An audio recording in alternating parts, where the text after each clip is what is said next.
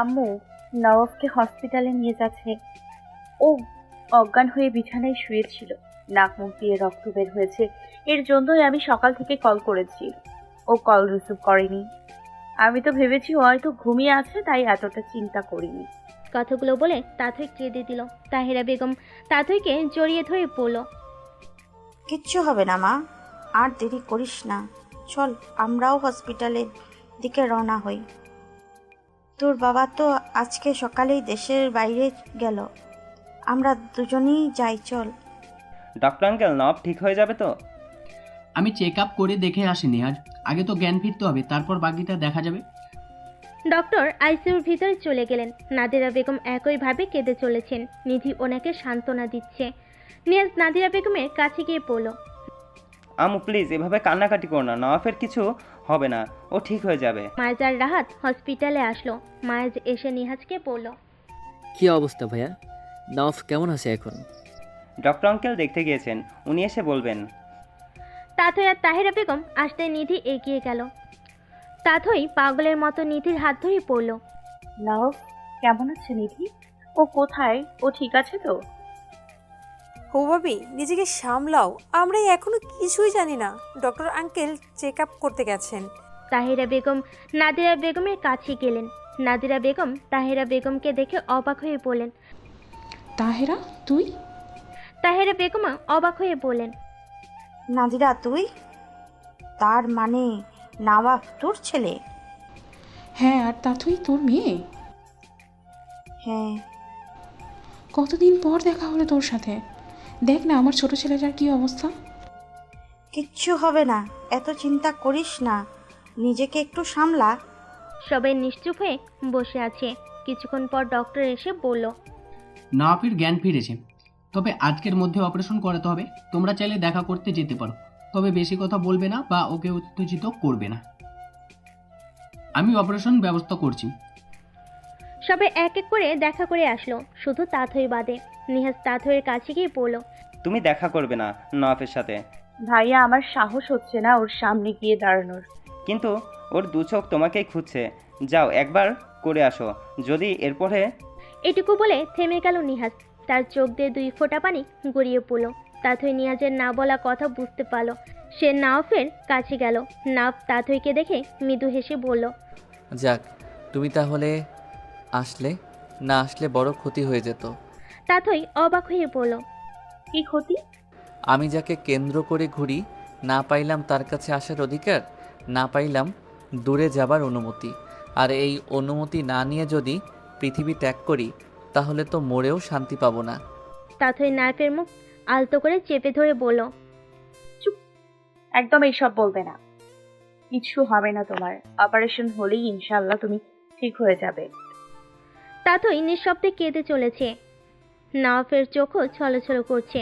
সে তাথইয়ের চোখের পানি মুছে দিয়ে বলল, কেঁদো না প্লিজ, এই হরণী চোখে পানি মানায় না। তাথই নিজেকে সামলে বলল, একদম ভয় পাবে না, তুমি ঠিক হয়ে যাবে, আমার বিশ্বাস আছে। নাভ কিছুক্ষণ তাথইয়ের দিকে তাকিয়ে থেকে বলল, যদি হারিয়ে যাই, ভুলে যেও না, মনের কোথাও না কোথাও একটু জায়গা দিও, সেটাই না হয় আঁকড়ে ধরে থেকে যাব। তাথই নাফের বুকে মাথা দিয়ে কেঁদে দিল। নাফ তাথইয়ের মাথায় হাত বুলিয়ে দিচ্ছে। কিছুক্ষণ পর নার্স এসে বলল, ওনাকে এখন ওটিতে নিয়ে যাওয়া হবে, আপনি প্লিজ বাইরে যান। নিধি আর রুষা এসে তাথইকে ধরে নিয়ে গেল। নাফকে ওটিতে নিয়ে যাওয়া হলো। সবাই বাইরে অপেক্ষা করছে। তাথই একধনে ওটির লাল বাতির দিকে তাকিয়ে আছে। তাকে ঘিরে বসে আছে নিধি আর রুষা। তাহেরা বেগম নাদিরা বেগমকে শান্ত রাখার চেষ্টা চালিয়ে যাচ্ছেন, কিন্তু কোনোভাবেই নাদিরা বেগমের কান্না থামানো যাচ্ছে না।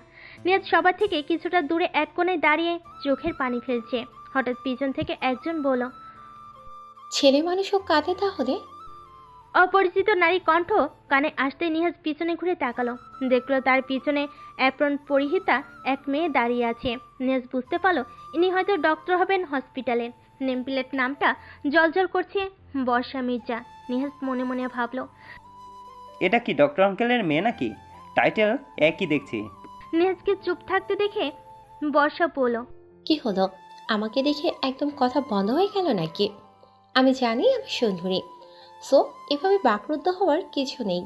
বর্ষার কথা শুনে নেহাজ ভুরুকুচকে বলল, আমি মোটেও আপনার দিকে তাকিয়ে নেই, একটা বিষয় ভাবছিলাম। হ্যাঁ, বুঝেছি তো আমি। নিহাজ কিছুক্ষণ চুপ থেকে বলল, আপনি কি যেন বললেন? হ্যাঁ, ছেলে মানুষও কাঁদে তাহলে? কেন, ছেলে মানুষ কাঁদা কি বারণ নাকি? না, আমি কখনো দেখিনি তো, তাই বলেছি আর কি। তীব্র কষ্ট হলে সবাই কাঁদে, আর সেটা যদি প্রিয় মানুষ হারানোর ভয় হয়, তাহলে নিজের অনিচ্ছা সত্ত্বেও চোখ দিয়ে পানি চলে আসে। কেন, আপনার স্ত্রী কি অসুস্থ নাকি?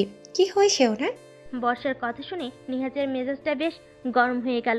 তাও সে রাগ কন্ট্রোল করেই পড়ল, শুনুন, প্রিয় মানুষ বলতে না শুধু স্ত্রীকে বোঝায় না, আমার ভাইয়ের ব্রেন টিউমারের অপারেশন হচ্ছে। ও আচ্ছা, বাবা যার অপারেশন করেছে উনি তাহলে আপনার ভাই? ফরিদ আঙ্কেল আপনার বাবা? জি। আপনি ফরিদ আঙ্কেলের মেয়ে হন কি করে? আবার দেখছি ডক্টরের অ্যাপ্রন পরে ঘুরছেন। এত স্বল্প মস্তিষ্ক নিয়ে আপনি ডক্টর হলেন কি করে? বর্ষা নিহাজের দিকে চোখ রাঙিয়ে তাকিয়ে বলল, আপনি কি আমাকে অপমান করলেন? এটা কি আবার বলে দিতে হবে নাকি? অবশ্য অপমান করলাম। নিহাজ কথাটা বলে বর্ষার সামনে থেকে হেঁটে চলে গেল। বর্ষা দাঁতে দাঁত চেপে বলল, আমার ডক্টর হওয়া নিয়ে প্রশ্ন তুলে উনি জানেন আমি কত ব্রিলিয়ান্ট স্টুডেন্ট? ইস, আসছে কোথাকার জ্ঞানী শকুন। বর্ষা কথাগুলো বলে মুখ ভেঙচি কেটে তার ডিউটি করতে চলে গেল। নিধি দেওয়ালে হেলান দিয়ে দাঁড়িয়ে আছে। রাত গিয়ে তার পাশে দাঁড়িয়ে পড়ল। সকাল থেকে কিছু খাওয়া হয়েছে তোমার? এমন একটা অবস্থায় খাওয়ার ইচ্ছে থাকে নাকি কারো, রাহাত ভাইয়া? নিধির মুখ থেকে ভাইয়া ডাক শুনলে বেশ বিরক্ত লাগে রাহাতের। তাও সে নিজেকে সামলে বলল, তাও কিছু খেয়ে নেওয়া উচিত, শরীর না হলে অসুস্থ হয়ে যাবে তো। অপারেশনটা শেষ হোক তারপরে। রাহাত আর কিছু না বলে নিধির কাছ থেকে চলে গেল। তা থই, এমন পাথর হয়ে বসে আছিস কেন? একটু তো নিজেকে সামলা। রুষার কথা শুনে দীর্ঘশ্বাস ফেলে তাতই বলল, পারছি না, নিজেকে সামলানোর শক্তিটা বোধহয় হারিয়েই ফেলেছি আমি। নাদিরা বেগম একইভাবে কেঁদে চলেছেন। তা দেখে তাতই নিজেকে কিছুটা সামলে ওনার পাশে গিয়ে বসে বলল, আন্টি প্লিজ এভাবে কান্না করবেন না, নার্ভ ঠিক হয়ে যাবে। নাদিরা বেগম তাতইয়ের গাল ধরে পড়ল, মা, তুমি তো নিজেই নিজেকে সামলাতে পারছো না, তুমি আবার আমাকে সামলাতে এসেছো? আমার কথা বাদ দেন, এমন ভাবে কান্না করলে তো আপনি অসুস্থ হয়ে যাবেন। নিজের শরীরের কথাটা একটু ভাবেন। আর নার্ভ যদি অপারেশন শেষে জ্ঞান ফিরলে জানে আপনি ওর জন্য কান্না করে অসুস্থ হয়ে গিয়েছেন, তাহলে কিন্তু ও অনেক রাগ করবে। আদৌ কি জ্ঞান ফিরবে? নাদিরা বেগমের প্রশ্ন শুনে তাতইয়ের বুকটা কেঁপে উঠল। সে নিজেকে সামলে বলল, এতগুলো মানুষের দোয়া ওর সাথে আছে, আল্লাহ কখনোই আমাদের নিরাশ করবেন না। কিছুক্ষণ পর ফরিদ মির্জা ওড়ি থেকে বের হলেন। সবাই গিয়ে ওনাকে ঘিরে দাঁড়ালেন। নাদিরা বেগম উদ্বিগ্ন হয়ে বললেন, নওয়াব কেমন আছে? ওর কি খবর?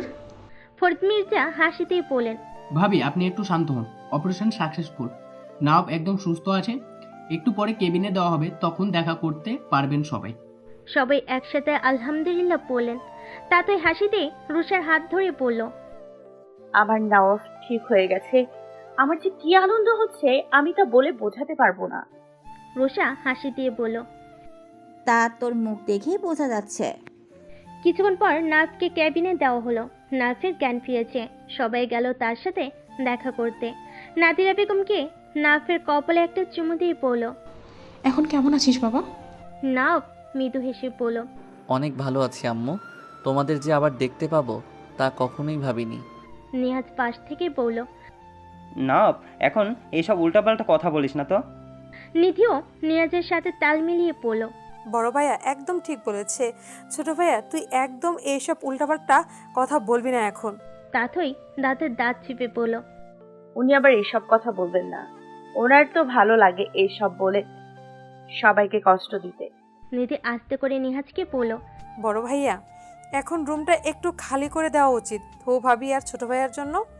নিহাজ মৃদু হেসে বলল, আচ্ছা সবাই চলো, এখন দুজনে একটু ঝড়গাঝাটি করুক, বরং আমরা না হয় কাবাব মেয়ে হাড্ডিস নাই হলাম। সবাই হেসে দিল। তাতই কিছুটা লজ্জা পেল। সবাই নাওফের কেবিন থেকে বের হয়ে চলে গেল। তাতই গিয়ে নাওফের বেডের পাশে চেয়ারে বসলো। নাওফের মাথায় ব্যান্ডেজ করা দেখে তাতইয়ের চোখ থেকে পানি গড়িয়ে পড়ল। আবার কাঁদছো কেন? আমি তো ঠিক হয়ে গেছি। তোমাকে এভাবে দেখে খারাপ লাগছে তাই। নাওফ তাতইয়ের গালে হাত দিয়ে বলল, কিছুদিন যাক, একদম ঠিক হয়ে যাব ইনশাল্লাহ। মরতে মরতে যখন বেঁচে ফিরেছি, এত সহজে মরছি না। কই মাছের প্রাণ মনে হয়। তাথই চোখ রাঙিয়ে বলল, উল্টাপাল্টা কথা কম বলো। আচ্ছা, আর বলছি না। হ্যাঁ, এরপরে যদি আবার শুনি এরকম মুখে সুপারগুলো লাগিয়ে দিব। নাফ তাথইয়ের কথা শুনে নিঃশব্দে হেসে দিল। নার্স এসে বলল, ম্যাডাম, আপনি এখন বাইরে যান, ওনাকে ইঞ্জেকশন দিতে হবে, ওনার কিছুক্ষণ ঘুমানো প্রয়োজন।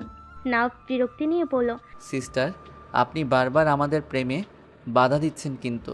নার্স হাসি দিয়ে বলল, আগে সুস্থ হয়ে নিল, তারপর না হয় জমিয়ে প্রেম করিয়েন। তাথই আর নাফ একসাথে হেসে দিল। তারপরে তাথই নাফের কেবিন থেকে বের হয়ে গেল। নাদিরা বেগম হাসি দিয়ে বললেন, যাক, এখন আমরা সবাই একটু স্বস্তি পেলাম। বুক থেকে মনে হয় কি যেন একটা ভার নেমে গেল। তাহেরা বেগম হাসি দিয়ে বললেন, হ্যাঁ, এখন যত তাড়াতাড়ি সম্ভব দুটির বিয়ে দিতে হবে, তাহলেই সবাই নিশ্চিন্ত। বিয়ের কথা শুনে তাথই কিছুটা লজ্জা পেল। রুষা তাথইকে চিমটি কাটলো। তাথই চোখ রাঙিয়ে রুষার দিকে তাকালো। সবটা দূর থেকে দেখছিল বর্ষা। সে হাসি দিয়ে বলল, যাক, মিস্টার শকুনের ভাই তাহলে ঠিক আছে। কিছুক্ষণ পর নিহাজের বলা কথা মনে পড়তেই তার মুখ গোমড়া হয়ে গেল। না, ওই লোক আমাকে অপমান করেছে, বাবাকে তো সবটা বলতেই হবে। বর্ষা ফরিদ মির্জার কেবিনে গিয়ে সবটা বলল। সবটা শুনে ফরিদ মির্জা হেসে বললেন, এত বড় সাহস ওই ছেলের, আমার মেয়েকে অপমান করে। বাবা, তুমি হাসো। হেসে হেসে এই কথা বলার মানে কি? তার মানে তুমিও ওই শকুনের পক্ষে? আরে না মা, আমি তো আমার মেয়ের পক্ষেই। তবে মা, ওই শকুনটা কে? আরে ওই যে আজকে যার ভাইয়ের অপারেশন করালে তুমি, উনি। ও আচ্ছা, তুই নিহাজের কথা বলছিস। ও তো অনেক ভালো ছেলে। মোটেও ভালো না বাবা, ওই লোক আমাকে অপমান করেছে, একদম গুলি করে মেরে ফেলতে মজা আছে আমার ওনাকে। আচ্ছা ঠান্ডা হওয়া মা, ওরা আমাদের আত্মীয় হয় ধরতে গেলে। নিহাজের বাবা আমার অনেক ভালো বন্ধু ছিল। ওরা মনে হয় কেউ কিছু খায়নি।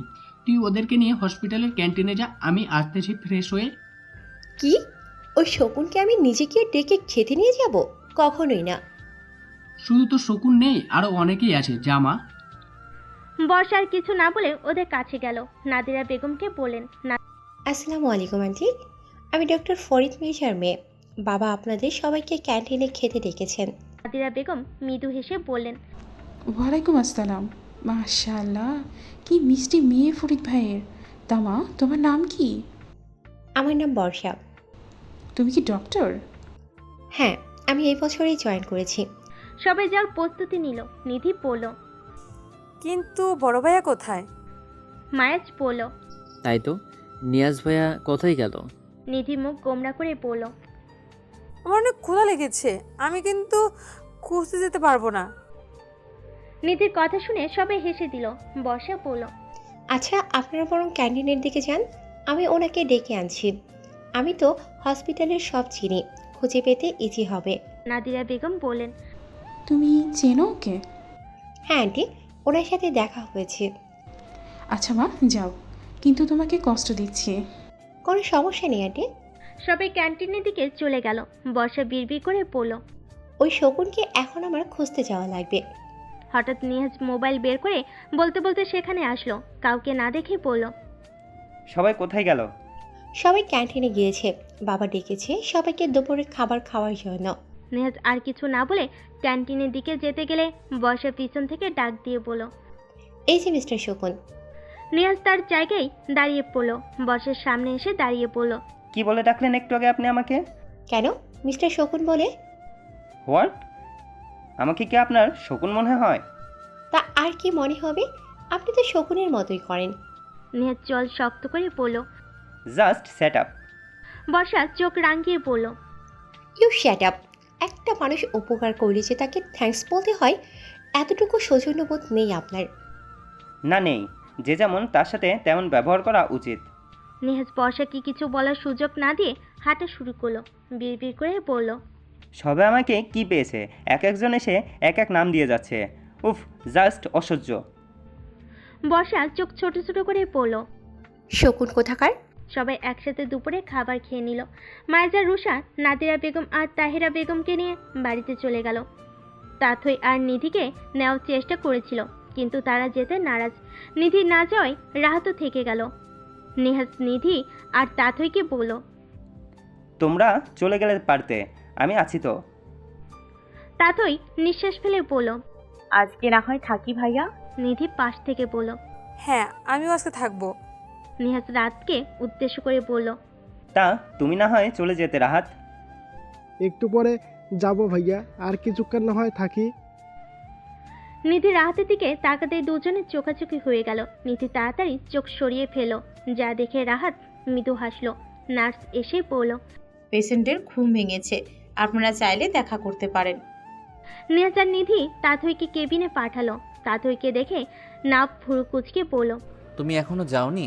না, অনেক জোরাজুরি করেছিল, তবে আমি আজকে রাতে এখানেই থাকবো। তাথই, এটা রাতে থাকার জায়গা না, বাসায় চলে যাও, কষ্ট হবে। তাথই কিছু বলার আগেই নিহাজ এসে বলল। তুই না হয় বোঝা ওকে, নিধিকে আমি রাজি করিয়েছি যাওয়ার জন্য, কিন্তু তোর হবু বউকে রাজি করানোর সাধ্য আমার নেই। তাথই নিহাজের দিকে তাকিয়ে বলল। ভাইয়া কি আমাকে খোঁচা দিয়ে কথাটা বললেন? মোটেও না, মেয়েদের খোঁচা দিয়ে কথা বলা আমার ডিকশনারির বাহিরে। কিন্তু আপনি ঠিকই মেয়েদের খোঁচা দিয়ে কথা বলেন। পিছনে ঘুরে তাকিয়ে নিহাজ দেখলো বর্ষা দাঁড়িয়ে আছে। নিহাজ ভুরু কুচকে বলল। আপনি এখানে? বাবা বলল ওনাকে একবার চেক আপ করে যেতে। ইনি কিভাবে ডক্টর হয়েছেন তা নিয়ে সন্দেহ শেষ নেই। উনি নাকি আবার চেক আপ করবেন। নিহাজ বর্ষাকে কিছু বলার সুযোগ না দিয়ে কেবিন থেকে বের হয়ে চলে গেল। বর্ষা কোমরে হাত দিয়ে বলল। কি বজ্জাত লোক রে বাবা। বর্ষা নাককে চেক আপ করে বলল। সব কিছু একদম ঠিক আছে, কিছুদিন রেস্ট নিলেই ঠিক হয়ে যাবেন। তাতেই হাসি দিয়ে বলল।